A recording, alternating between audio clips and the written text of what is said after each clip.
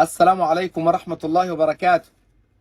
ما بتنساش حاجة يا عم حسين، انت متابعني انت على طول، عارفك دايما. الفلوس دي يا جماعة ليكم انتوا، دي تبرع مني ليكم.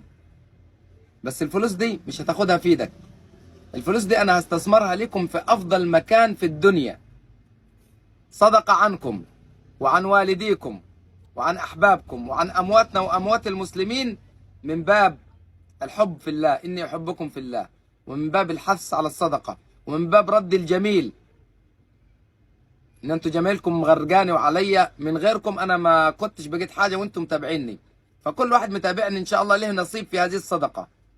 الفلوس دي يا جماعه انا طلعت لكم قبل كده مصاحف تبرع ليكم وصدقه عنكم، واليوم باذن الله تبرع لكم صدقه جاريه في بناء مسجد. الفلوس دي يا جماعه اطلعها ليكم النهارده ان شاء الله في بناء مسجد. يلا بينا نشوف المسجد اللي احنا نتبرع فيه علشان نفرح الناس كلها، وجزاكم الله خيرا. أسأل الله أن يتقبلها منا ومنكم، وعند الله سبحانه وتعالى الخير الكثير، قادر أن يعطينا سبحانه وتعالى الأجر كلنا. جزاكم الله خيرا. يلا بينا نشوف المسجد. السلام عليكم ورحمة الله وبركاته. أحبابي في الله، ده المكان اللي أنا حطيت لكم فيه الصدقة الجارية بإذن الله. نسأل الله سبحانه وتعالى أن يتقبل هذا العمل ويجعله خالصا لوجهه سبحانه وتعالى. أبشروا بكل خير.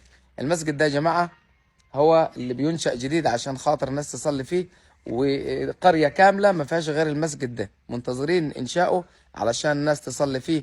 نسأل الله سبحانه وتعالى أن يتقبله يا رب ويجعله في ميزان حسناتكم. معنا الأخ طلعت، مرحب بيك. اهلا وسهلا، مرحبا فضيلة الشيخ احمد. عامل إيه؟ الحمد لله في رب العالمين. في مساجد تاني غير المسجد ده في المنطقة دي؟ لا يوجد اي مسجد بالتقسيم غير ذلك المسجد، جزاك الله خير. ويبعد عن المساجد الاخرى بمقدار 2 كيلو، فبيبقى في صعوبة على المصلين ربنا يبارك فيك يا رب. وكبار السن. الفلوس أهي، تفضل فضيلة الشيخ أعد احمد. الفلوس دي تمام، ودي صدقة عني وعنك وعن كل المتابعين وكل اللي يشوف الفيديو.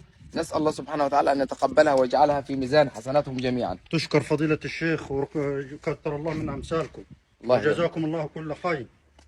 دي دورات المياه صح؟ تفضل حضرتك. دي دورات المياه، عبارة عن ميضة و10 حمامات. جزاكم الله خير. حضرتك واقفة على صبة السقف.